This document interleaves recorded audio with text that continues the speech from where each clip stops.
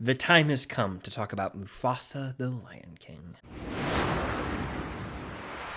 What's going on, guys? I'm Chris, and welcome back to my other videos. Today I've got my review of Mufasa the Lion King. This is a follow-up to the 2019 live-action remake that's one of the top 10 highest-grossing films ever made. And if you followed the channel for quite some time, you'll know I'm not really a fan of that movie in the slightest, so I didn't really have any expectations going into this. But before I give you my thoughts, hit that like button, comment your thoughts down below. Are you going to watch this one or not?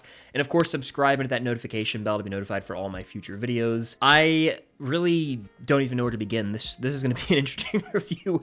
In fact, The Lion King from 2019 is one of the first movies I ever reviewed on this channel. You can go hunt that down, but I remember having a lot of technical issues when I filmed that video, and it was early on, so it really tried my patience. I had to restart the video 3 times because there was audio issues, camera issues. It was a big hoopla. Anyway, that's beside the point.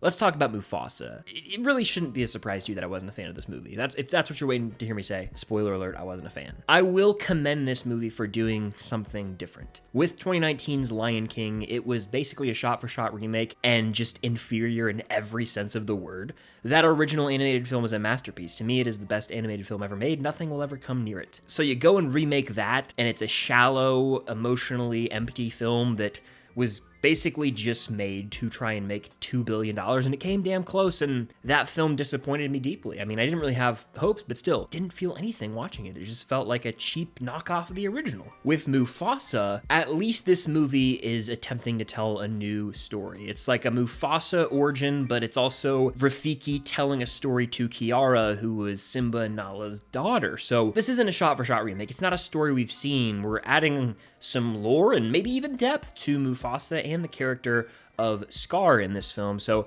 we're getting a new backstory. It can feel fresh at times because of that. It doesn't feel like we're just going through the motions of one of these live action remakes that's like, okay, we gotta, check this off the list of iconic shots to recapture just with less emotion. There's a lot of new story to tell here and some clear callbacks to the original film still and nods to, movements or quotes that characters will do or say. And so as a fan of the original Lion King, I will admit there were some things that I can admire. I can acknowledge that the visuals in this film can be stunning at times. I mean, it's like you're looking at hyper-realistic lions. So yeah, I mean, the animation, it goes without saying, it's hyper-realistic. It looks just like that 2019 film, which was praised for its visuals, and so I imagine that'll be the case with Mufasa. And then you get into some of the Lion King 2 nods. As a fan of that movie growing up, I was like, okay, I see that they could be adapting Simba's Pride next. Do I want to see them butcher that? Not necessarily, kind of just let it be. But let's just get down to business to defeat the Huns, right? This movie is lazy. And that's probably the biggest critique I have. It is flat out lazy. Yes, it tries to do something new in terms of the storytelling. It's not like a shot-for-shot remake of a movie. It's a new story technically. Oftentimes when movie franchises go the prequel route, right? They feel this obligation to have to explain every little detail about a character's past. For example, in Solo, a Star Wars story, we had to figure out how he got the name Solo. And that's just what prequels tend to do. Sometimes it's earned, sometimes it's not. And this movie didn't earn any of the moments where it's like, oh, this is why Scar has a scar. And this is how Pride Rock came to be. These are things we never needed to know. These are things that are better left a mystery. And for some reason, this film tries to just explore every potential setup for a character's background. And it just continued to fail for me. Obviously, in The Lion King, both the original film and the live-action remake, Mufasa and Scar are brothers, and this movie explores their brotherhood relationship from the past. It's interesting that you come to find pretty quickly they're not blood brothers. They are brothers by chance. You'll see what I mean by that when you go and watch this film, or if you don't, there you go. There's a relationship between those two that's formed early on in this movie, and I felt like they rushed through the setup. We were just supposed to immediately buy into these two as brothers, bonded for life, best friends forever. And I just wasn't buying that relationship. And that's really important. That's a critical relationship to establish in this film. And it was like, okay, we're gonna have these two characters, meet for about 5 minutes, and then boom, we're gonna cut to a song where they're gonna age up Hakuna Matata style, and then they're gonna be almost full-grown adults. How about it? Just didn't work for me. In fact, the character of Scar in this film is actually named Taka for the majority of the movie, so I should be referring to him as Taka. But his character in his relationship with Mufasa, they're on good terms. Like, they are bros for life for about the majority of this movie. And then at a certain point, there's almost like a miscommunication between the two of them. Taka basically sees Mufasa having a conversation with a character who I won't name for the sake of spoilers, but you kind of know if you know. And he just becomes deeply jealous, and it feels like a flip the switch moment. Like, it was so abrupt. Nothing really built up to this change of heart. Taka just became a villain so quickly that it felt unearned. And unearned is kind of a word that I can apply to this entire film. Like, why did he have this change of heart so quickly to the point where he's gonna turn his back on Mufasa? It's like this movie had the idea of, hey, let's see why Scar became Scar and why him and Mufasa have bad blood in the original film. But they never really found out the right path to get there. They had the concept, but then they realized, oh, we somehow have to make these two hate each other. So let's go ahead and rush this at the end, and that'll be the reason why. I just couldn't buy into it.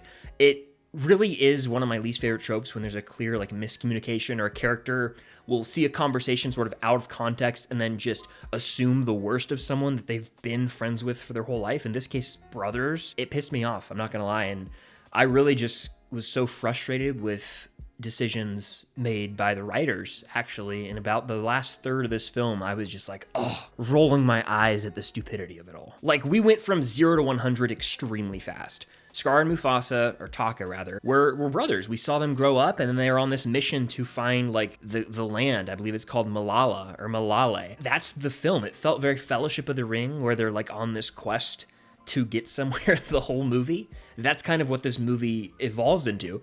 And then out of the blue, it felt like to me, jealousy overtook Taka, and he was like, screw you, Mufasa. But it just felt so abrupt to me that I never bought into his flip from good to evil. So frustrations with the whole Scar turning to the dark side thing aside, I was stunned at how poorly done the music in this film was. There's not a single song that I want to go back and listen to, and there's just not a single memorable song in general.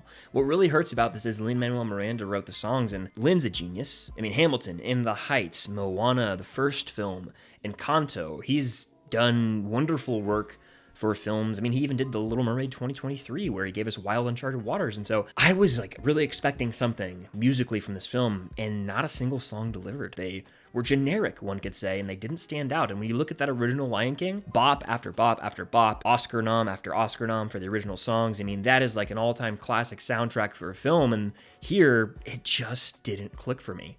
The music felt almost forced into the movie, it was out of place, and all the songs were just awkward to listen to. None of them were particularly catchy, and they just almost felt out of place with this movie. It was a weird mashup. So the music missed the mark, which is not what I want from a Lion King film. A lot of the score was just recycled pieces of the original film score and were applied to scenarios where it was like, damn, the music's trying to get you in. Like, they used the score to almost try and lure you in. They're like, come on, you want to have chills right now. But I'm like, I can't. Like, yeah, I love the music, but applied to this scene, there's just no investment. So I wanna love this moment. I wanna have chills here, but I just can't, because I don't feel any connection to the characters really. And the movie in and of itself kind of felt rushed, because there wasn't enough time spent with Scar and Mufasa, and the reasoning behind this big moment in the film, this critical moment for why Scar no longer wants to be brothers with Mufasa and wants to turn his back on him, did not feel earned at all. So I would say Mufasa the Lion King, yes, it has its visuals. It's got a somewhat original story at times, but other than that, there's not a lot to offer here. Just go watch the original animated Lion King and stick with it. Don't ever watch the 2019 film. You don't need to watch this.